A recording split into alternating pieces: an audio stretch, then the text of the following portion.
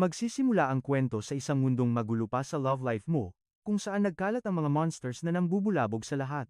Ang mga creatures na ito ay certified haters ng humanity at inubos na ang buong kabihasnan, pero syempre, di papatalo ang mga tao, may dalawang paraan para rumesbak. Una ay ang Path of Magic, gamit ang mana na lumulutang sa hangin. Maging mage ka lang, instant supernatural powers na, parang cheat code sa laro. Isang mage ang nag-flex agad ng kanyang powerful spell laban sa isang dambuhalang red dragon, pero deadma lang ang dragon. Wa-epek ang magic attacks, parang kiniliti lang ang makapal niyang balat. Awit sa damage. Dahil epic fail ang magic, ang warrior naman ang nagbida-bida at humanda ng sumugod sa frontline.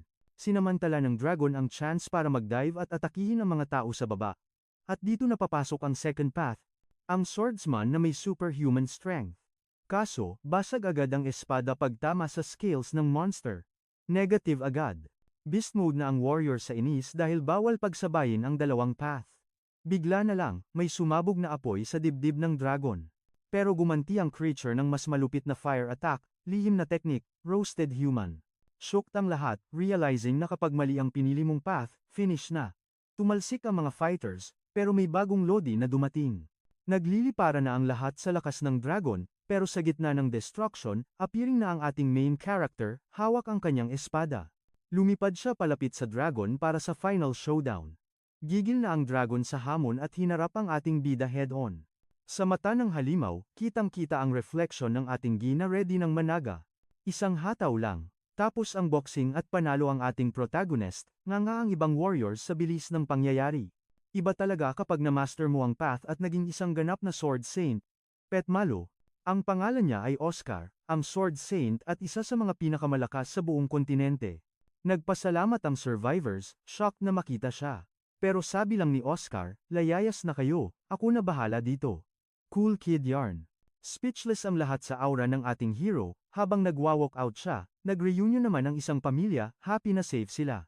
Nag-emote si Oscar. Pinili niya ang espada over magic at nasa tuktok na siya. Bigla niyang nakita ang isang lalaking nagpapakita ng magic trick sa bata, na starstruck ang ating main character sa kinang ng magic na tinalikuran niya. Alam niyang inspo siya ng marami dahil sa espada niya, pero, tulad ng batang manghang-mangha, naalala ni Oscar noong bata pa siya at obsessed din sa magic. Inamin niya sa sarili, andun pa rin ang pangarap niyang mag-magic hanggang ngayon, sakit sa heart. Flashback time. Makikita ang ating hero na nagte-training sa bundok. Bata pa lang, grabe na ang grind niya sa espada. Pinapanood siya ng iba, hangang-hanga sa dedication at effort niya. Walang pahinga, for the go.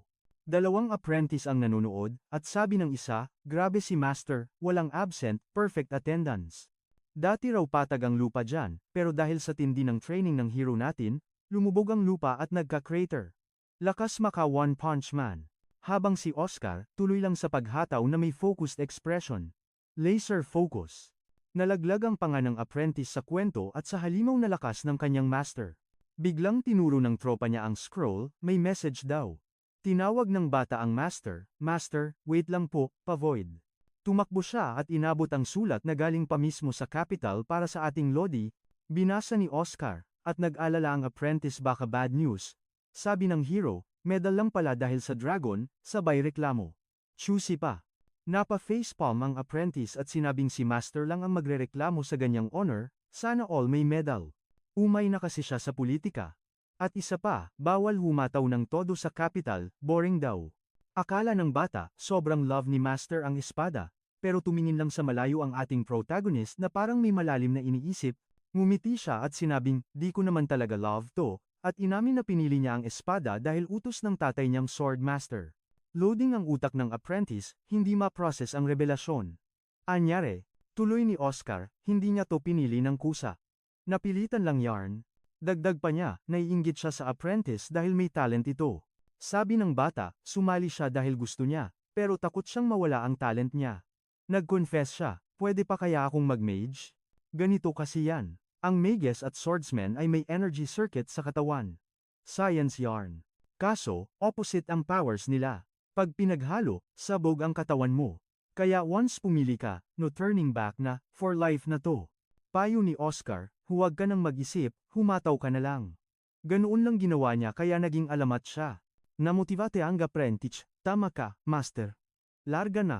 Kinagabihan, nakahiga ang hero natin, tulala. Na-realize niyang ang lakas niyang magpayo, pero siya mismo, hindi maka-move on. Paulit-ulit na umaalingaw-ngaw sa isip niya ang sinabi ng kanyang estudyante, Master, genius ka talaga sa espada. Pero napapaisip si Oscar, paano kung sa magic pala siya may talent? Binibigkas ni Oscar sa kanyang sarili ang parehong payo na ibinigay niya sa binatilyo. Real talk lang, self. Biglang dumilat ang mata ng ating bida nang makarinig siya ng kaluskos, at boom! Isang malupit na explosion ang sumabog sa labas ng bahay niya. Nilamon ng naglalagablab na apoy ang building habang may mga nakahod na nanunood sa malayo. Papalapit ang grupo ng mga mysterious mages, at mukhang bad news ito. Tanong ng isa sa kanila kung tapos na ba ang trabaho, pero sumagot ang kasama niya, huwag kang kampante, pre. Delikado pa. Mula sa gitna ng impyerno ng apoy, biglang tumalon ang ating hero. Shocked ang mga kalaban, na-realize niyang hindi basta-basta ang mga ito mga high-level mages ang umatake. Agad na iniskan ng ating bida ang paligid sino kaya ang boss fight sa grupong ito. Nagutos na ang leader na umatake at nag-charge na ng electric spells ang mga mages, pero chill lang ang ating Lodi, hawak ang espada at ready na sa bakbakan. Parang si Flash kung gumalaw si Oscar. Swabeng iniwasan niya ang sunod-sunod na lightning bolts na lumilipad sa kanya. Sa isang iglap, nakalapit siya at slash! Tumba ang isa. Pero teka, biglang na-shook ang ating hero sa dirty tactics ng kalaban. Hawak na pala nila ang apprentice niya. Ginawang hostage at tinutukan ng yelong patalim sa leeg. Grabe, walang honor. Nanginginig sa takot at nakagag ang binatilyo habang may cold blade sa leeg niya. Sigaw ng ating bida, anong trip nyo? Sagot ng leader, ang buhay mo ang habol namin. Loading ang utak ni Oscar dahil wala naman siyang maalalang atraso para magkaroon ng ganito karaming haters. Ngumisi ng nakakaloko ang mage, at sinabing, malamang, hindi niya maalala yan. Napaka-obvious. Ibinunyag nilang hindi nila matanggap na OP siya sa sword, at pati sa magic. Litong-lito na ang ating bida, pinagsasabi nyo dyan. Deadma ang leader sa tanong niya, at nagbanta. Kung ayaw mong matuluyan ang bata, alam mo na ang gagawin. Umiiyak na sumigaw ang apprentice, Master, wag. Extra lang ako sa kwentong to. Hayaan nyo na ako, ready na ako mamatay. Pero nagliyab ang determination sa mga mata ng ating hero.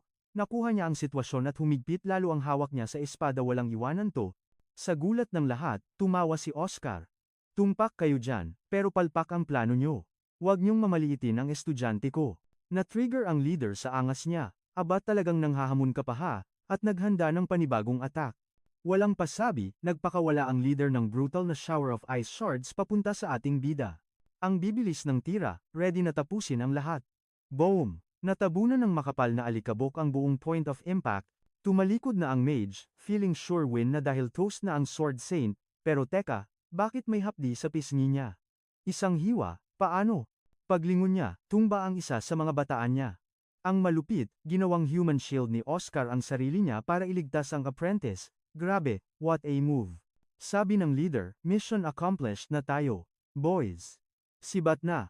Nagbukas sila ng portal at naglaho parang bula, iniwan si Oscar na duguan at nag-aagaw buhay. Hagulgol ang apprentice habang tumatakbo palapit, Master, bakit? Bakit mo sinalo? Ngumiti lang ang bida, swordsman din ako. Gaya mo, kid. Todo iyak ang binatilyo. Dapat ako na lang yun eh. Hindi mo kailangang gawin to. Humingi siya ng tawad, pero umiling ang ating hero, wala kang kasalanan, huwag kang praning. Hindi mapigil ang luha ng bata habang nakikita ang master niya sa ganoong lagay. Si Oscar naman, weak smile na lang habang tinatanggap na game over na siya. Sa huling hininga, naalala niya ang true dream niya. Yung totoo, gusto niya talagang maging mage. Buong buhay niya, nag-denial king siya. Bata pa lang, magic na talaga ang bet niya, hindi espada. Nag-espada lang siya para matakpan ang feelings niya, at nagpanggap na proud sa honor ng swordsmanship. Pero iba kasi ang thrill kapag magic ang usapan. Biglang, blag, nagising ang ating hero sa gitna ng gubat at inabot ang kamay sa langit. Tinitigan niya ang sarili niyang mga kamay. Anyare, litong-lito siya dapat deads na siya for good eh.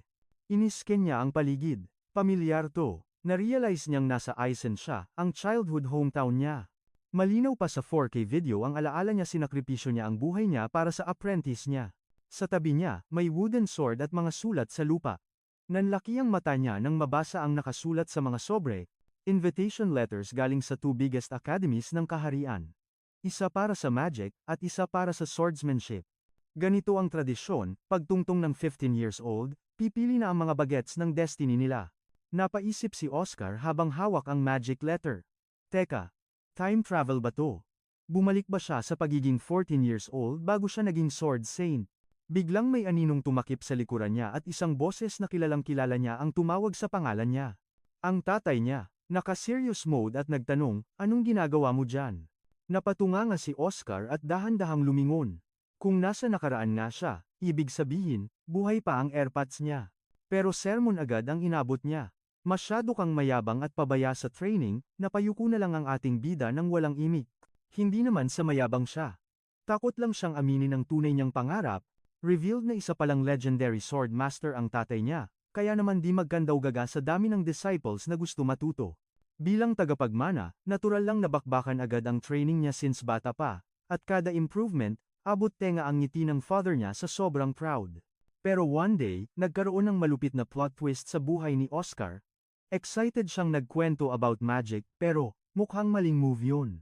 Nag-amok ang tatay niya, pang-weaklings lang daw ang magic, at ang dapat lang niyang intindihin ay ang pagwawasiwas ng espada at wala nang iba. Mula noon, nagpakalunod siya sa training para di itakwil. Pero sa huli, isang tragic bad ending lang ang inabot niya. Back to the past, iba na ang aura ng ating bida ngayon. Sawa na siya sa bad ending, at hinding-hindi na siya papayag na ma-replay ang history. Sa second life na to, susundin na niya ang path na matagal na niyang pinapangarap. Nangulit ang airpat niya kung bakit siya petik sa training. Pero tinitigan siya ni Oscar mata sa mata, sapat na ang isang buhay para titigan ang espada. Shocked ang matanda sa biglang pagiging palaban ng anak niya. Boom! Nagpakawala agad ito ng powerful aura, naglabasan ng mga light swords at sobrang bigat ng pressure na pati siya napaatras. Ang ibang disciples, ayun, bagsak sa sahig. Di kinaya ang lakas ng energy. Pero ang Lodi natin, nakatayo pa rin, chill lang at walang kaba sa dibdib. Hindi ma-process ng utak ng tatay niya kung paano siya nanatiling kalmado, pero hello, naranasan na to ng bida sa previous life niya, kaya sisiw na lang yan. Tinitigan siya ng matanda ng seryoso, trying to decode kung anong himala ang nangyayari sa anak niya. Huminahon din ng airpat at na-realize na mukhang hindi lang nag-iinarte ang bata. Inayos lang ni Oscar ang damit niya, ready sa susunod na eksena. Bilib naman ang tatay, sabi pa nga, pwede na raw niyang manahin ang guild kung magtutuloy-tuloy. Biglang may mga sumulpot na mukhang trouble. Ngumiti naman ang tatay, proud sa potential ng anak dedma sa masamang tingin ng iba. Tinitigan lang ng bida ang ama niya. Tingin na parang galing sa ibang dimensyon, malalim at punong-puno ng memories. Maya-maya lang, sinunggaban siya mula sa likod. Inaabangan pala siya ng mga mokong na to ngayong break time. Hirit pa ng leader nila, tuturuan daw siya ng leksyon tungkol sa espada. Flashback mode. Naalala ng hero natin na ito, yung mga training partners niya noon na utos ng tatay niya. Pero nagbago ang lahat nung na-unlock nila ang kanilang sword aura sa academy. Ginawa na siyang punching bag para pagbuntungan ng galit. Back to reality, hinamon siya ng bully ng one-on-one. Flinex agad ng kupal ang sword aura niya, feel na feel ang power. Alam ni Oscar na lugi siya sa lakas dahil sa aura gap na yan. Pero plot twist. Tinalikuran lang niya ang kalaban at naglakad palayo ng nakangiti. Nag-thank you pa ang Lodi natin sa lahat ng memories. Natulala ang bully, di alam kung matatawa o maiinis sa attitude niya. At sa isang iglap, hinagis ng bida ang kanyang wooden sword sa tubig, yet, sigawan ang mga bullies. Duwag, walang silbi, sugod agad ang leader, gigil na tawagin siyang kahihiyan ng mga swordsmen. Pero deadma lang ang bida. Nakatalikod pa rin, kalmado kahit may paparating na panganib. Humarap siya at binitawan ng bombshell. Quit na ako sa espada, magiging mage na ako from now on. Walang pakiyang kalaban. Todo hataw pa rin gamit ang sword aura, ready ng manakit. Relax lang ang mukha ng Lodi natin, walang takot. Alam niyang bibilis ang kalaban dahil sa body reinforcement ng aura. Pero, whoosh! Iniwasan lang niya yon nang parang wala lang. Banat ni Oscar, hindi uubra sakin ang ganyang atake. High blood na ang bully, sumigaw pa na ang espada daw ay extension ng katawan, hindi lang basta weapon. Hataw ulit. Pero ilag matrix ang bida natin, kusang gumagalaw ang katawan niya, muscle memory is real. Parang nagte-training lang sila dati. Desperado na ang mokong, hindi makapaniwalang ni dulo ng damit ay di niya matamaan. Chance na to, mabilis na counter-attack. Sinalag niya gamit ang kamay ang espada at ready na sa finishing blow. Sa isang simpleng galaw. Plakda sa sahig ang bully, tulala ang mokong, hindi maabsorb ang nangyari. Tinitigan siya ng protagonist natin with veteran eyes. Bakit mo sinayang ang rich advantage mo sa walang armas? Nanginginig sa takot ang bully, ramdam niya ang langit at lupang diferensya ng level nila. Resback ang mga tropa, pero para lang buhatin siya paalis sa kahihiyan. Habang pinapanood silang tumakas, naisip ng bida na safe muna siya for now, naikuyom niya ang kamaunang maalala ang pilit na pag-awaken sa kanya sa past life. Para di na maulit ang tragedy, mana muna ang uunahin niya sa round na to. Game plan set. Pumasok siya sa gubat, pinunasan ng pawis, at nag-scout ng perfect spot. Finally, nakahanap siya ng tagong lugar. Dito, walang makakakita sa akin, isip niya. Bumalik ang alaala ng kahapon, kung saan tinanong niya ang isang mage kung paano ba talaga gumagana ang magic. Ipinaliwanag niya ang teknik ng mga swordsmen at nagtanong, paano naman ang style niyo? Napahawak sa baba ang chicks na naka-green hat at malalim na napaisip sa tanong ng ating young warrior. Chill lang siyang nakaupo sa tabi ng mga bulaklak, kasama ang kanyang watering can at isang timba. Biglang dinampot ng mage ang watering can para gawing sample at sinabing, alam mo bes, ang magic ay parang pagdidilig lang ng halaman. Shooked ang ating bida at naguluhan kung anong connect ng pandilig sa magic. Ipinaliwanag ni Ateng na ang mana ay naturally existing at punong-puno nito ang buong atmosphere. Ipinakita niya na sa pamamagitan ng pag-circulate ng mana at tamang formula, boom, activated na ang magic. Balik sa kasalukuyan, naupo si Lod sa malaking bato para mag-meditate. Paulit-ulit sa isip niya ang turo ng mage tungkol sa mana na nasa paligid lang. Buo ang tiwala ng ating protagonist na kapag nakita niya ito gamit ang kanyang third eye, mahihila niya ito papasok sa katawan niya. Pikit mata, binuhos niya ang buong concentration para maramdaman ang mana. Naalala niya na ang mga swordsman ay ginagamit ang senses to the max para lang makasurvive. At kahit hindi na siya swordsman ngayon, ang muscle memory ng kanyang katawan ay hinding-hindi makakalimot. Kaya naman ginamit ng ating hero ang kanyang heightened senses para kapain ang invisible mana. Mas lumalim ang kanyang meditation at unti-unting naramdaman ang flow ng energy. Biglang dumilat ang kanyang mga mata. Sa wakas, gumana na ang kanyang vision. Ilang streams ng pink mana ang lumulutang sa paligid niya at sobrang na-amaze siya. Sobrang petmalu ng view kaya napanganga na lang ang ating bida. Tuwang-tuwa siya at nag-celebrate. Yes, ngayon kailangan ko na lang itong higupin papasok. Pero bigla siyang napahinto. Teka, paano nga ba niya gagawin yon? At that moment, may napansin siyang kakaiba sa gilid. Agad siyang tumalon mula sa bato at pinuntahan ang pinanggagalingan ng disturbance. Investigation mode on. Ramdam ng ating hero na may mali sa parteng yon ng gubat. Dahan-dahan siyang lumapit sa source ng strange sensation. On the way, tumagos siya sa isang invisible barrier na lalong nagpahinala sa kanya. Nakakapagtaka rin na wala siyang ma-detect na living being sa area, biglang lumindol ng malakas at may bumagsak na heavy object sa harap niya. Naglipa na ang alikabok at naghanda ang ating bida para sa anumang sasalubong sa kanya. Isang higanteng stone golem ang tumambad sa kanya. Gulat na gulat si Oscar at nagtataka kung anong ginagawa ng ganitong monster dito. Pero bago pa siya makareact, may aninong bumagsak mula sa langit na nagbigay sa kanya ng matinding kilabot. Isang babaeng may pulang buhok at puting damit ang naglanding sa harap niya. Tinaas nito ang kamay at nagtaray, anong ginagawa mo sa workshop ko? Nanlilisik ang pulang mata ng golem habang inaakusahan siya ng babae na nagnanakaw daw ng research. Lagot. Nakadapa pa rin ang ating protagonist at walang kaalam-alam sa nangyayari. Nagbanta ang babae, mag-isip ka ng isasagot kung gusto mo pang mabuhay. Biglang na-recognize ng ating bida ang babae at naalala ang mga kwento tungkol sa kanya. Siya ang sikat na hero na lumalaban sa mga monsters gamit ang giant golem. Siya si Isabel, ang life-forging mage, isang alamat sa mundo ng magic. Balik sa reality, nakakadena na ang ating hero at di niya in-expect na ganito ang magiging meet and greet nila. Gisang-gisa siya ni Isabel at tinatanong kung saang faction siya galing. Nakatutok ang staff sa kanya, tanda na seryoso si Madam pumatay. Isang iglap lang, may lumabas na pulang magic circle sa ilalim niya, ready to fire. Panik malala ang ating bida at nagmakaawa, wait lang po, teka lang. Paliwanag niya, hindi naman siya nanlaban at hindi siya kalaban.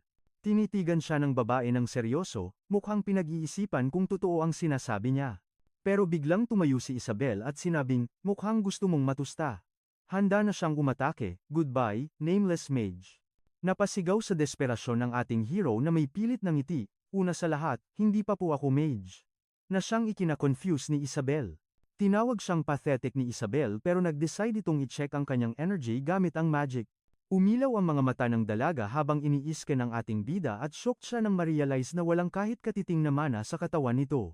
Change scene tayo mga bes. Ngayon ay nagkakape na sila at sinabi ni Isabel na gets na niya ang sitwasyon. Pero nilinaw ni Isabel na wala siyang balak mag-sorry at deadma lang sa nangyari. Ni-reveal niya na naging professor siya sa academy, pero lahat ng tao doon ay trinatrato siyang kaaway, awit. Nagulat si Oscar, talaga?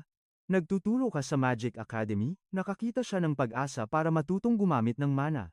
Habang humihigop ng tsaa ang dalaga, tinawag siya ng ating hero ng puno ng determinasyon. Tumayo ang ating protagonist, handa na para sa kanyang hiling, nagmakaawa siya, please, turuan mo akong lagyan ng mana ang katawan ko. Pero cold na tumanggi si Isabel, wala akong interes sa mahihinang lalaki.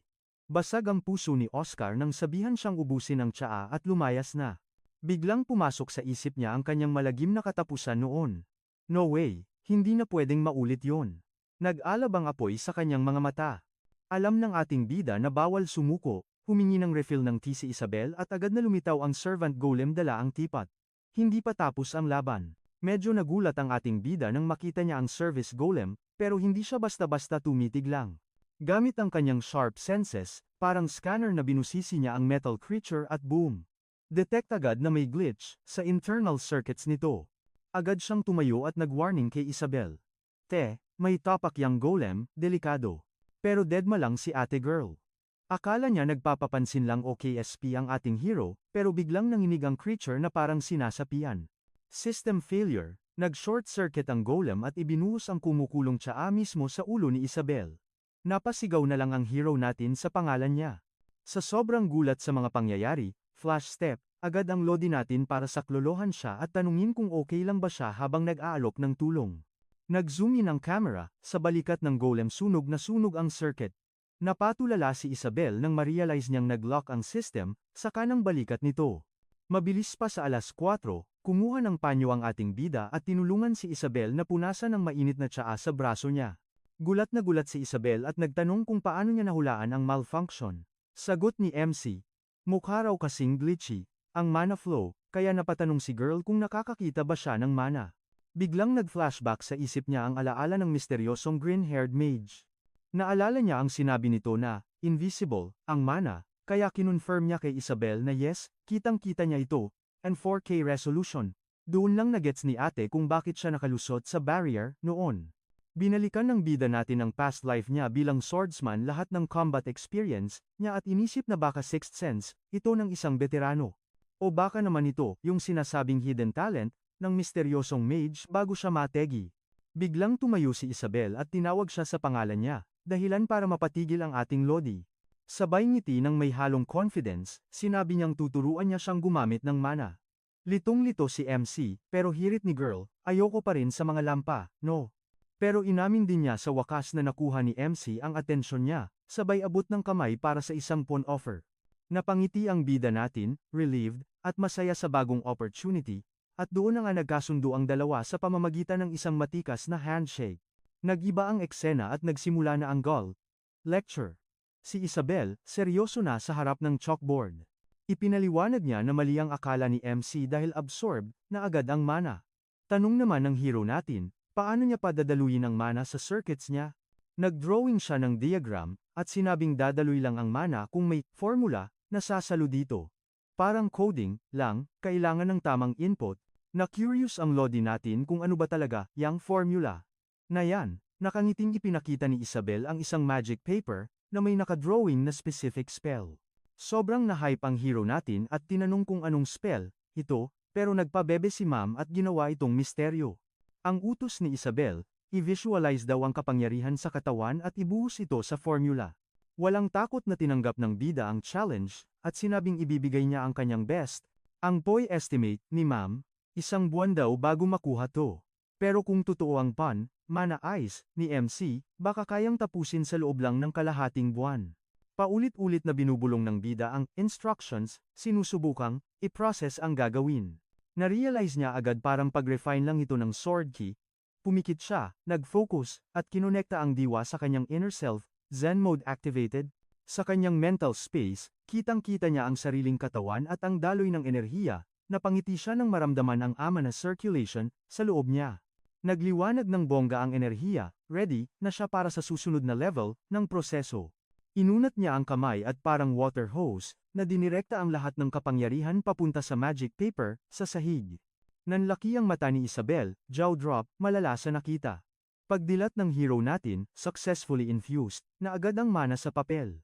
Ang sabi, ang pagmaster daw ng magic ay mabagal na proseso, parang nag-aaral kang maglakad ulit. Pero nga si Isabel sa bilis ng pangyayari, biruin mo, kahit ang mga top-tier mages, sa mundo, inaabot ng siyam bago ma-master ang mana. Tumingala ang ating hero at pinagmasdan ang resulta ng kanyang unang spell. Lumapit si Isabel kay MC na Tsubisi, sa pag-admire sa fireworks, sa langit. Hindi siya makapaniwala, one shot, one kill. Nakuha agad sa isang subok. Naalala niya tuloy kung paano na-predict ni MC ang sira sa golem kanina. Napaisip ang dalaga kung nakakakita ba talaga siya ng mana, pero alam niyang hindi lang yun ang rason. Habang nakatitig sa refleksyon sa mga mata ng binata, isang bagay ang naging malinaw sa kanya. Walang duda, ang bida natin ay isang certified genius, na may talent na pang-Diyos. Samantala, manghang-mangha ang lodi natin at nasabing, ito na ang ba real magic? Bigla siyang tinawag ni Isabel na may malapad at excited, na ngiti. Sabi niya, incredible, daw yun. Wala pa daw nakakagawa ng ganoon sa buong kasaysayan, record breaker, agad. Pero plot twist, pinutol siya ng hero natin at sinabing, kulad, hindi pa sapat to. Seryoso ang mukha niya at parang disappointed, sa resulta. Hindi daw maganda, naalala kasi niya ang magic, na bumighani sa kanya noong bata pa siya. Yun ang dahilan kung bakit niya pinili ang landas na ito, para sa kanya, ang magic ay special, at yung ginawa niya. Basic lang yun kumpara sa standards niya. Tinuro niya ang papel at ipinakita ang isang part ng formula. Sabi niya, medyo weird ang flow dito, parang yung sirang golem kanina. Hiningi niya ang opinyon ni Isabel, na naiwang flustered, litong-lito, at hindi makapaniwala sa narinig. Ang student pa ang nag-correct sa teacher. Sa moment na yon, na-realize ng ating bida na hindi niya bet maging basic na mage lang. Ang gusto niya, magic na perfect, aesthetic, at talagang nakaka-in-love tignan. Shocked si Isabel pero sinabi niya kay Oscar, Lu, kung may problema ka sa magic, edi i-rewrite mo lang yung formula, bes, easy peasy. Para namang tinamaan ng kidlat sa gulat at tuwa ang ating hero. Hype na hype siya sa narinig, parang naka-jackpot sa loto. Agad siyang nagtanong kay Isabel kung paano ba yung magic hacking na yan. Pero sa ibang dako, isang misteryosong lalaki ang naglalakad sa hallway na may dalang heavy bad vibes. Mukhang may hinahunting na target ang person.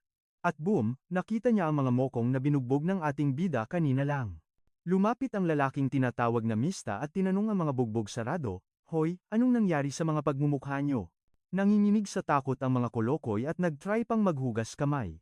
Pero hindi umubra kay Mista, binigyan sila ng death stare at nagtanong ulit ng seryoso. Dahil sa sobrang takot, nag-mental breakdown na ang mga loko at hindi alam ang gagawin. Kaya ayun, napilitang mag-spill the tea ang isa tungkol sa pagkakabugbog nila.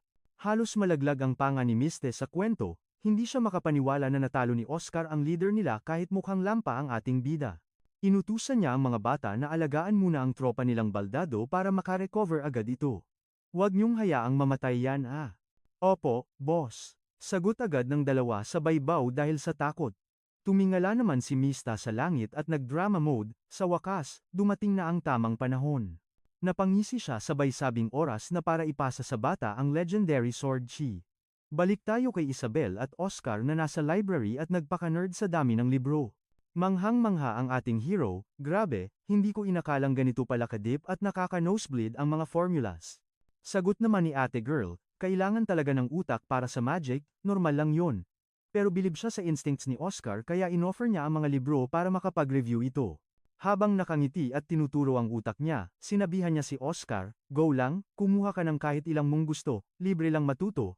Pero paglingon ni Isabel, biglang nag-ninja moves at nawala ang ating bida, isang saglit lang, bumalik na siya na may dalang bundok-bundok na libro, napanganga na lang si Isabel sa nakita, katwiran naman ng loko, sabi mo kumuha ako ng marami edi sinagad ko na. Hindi na nakaimik si Isabel sa kakulitan nito, pero biglang may nag-pop up sa utak niya na super importanteng paalala.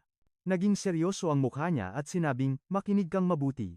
Official mage ka na ngayon at dumadaloy na ang mana sa circuits mo. Kaya naman binalaan siya ni Isabel na mag-ingat sa sword key. Sakto naman, lumipat ang eksena kay Mista na nagpaplanong ibigay ang mismong deadly power na to sa kanya.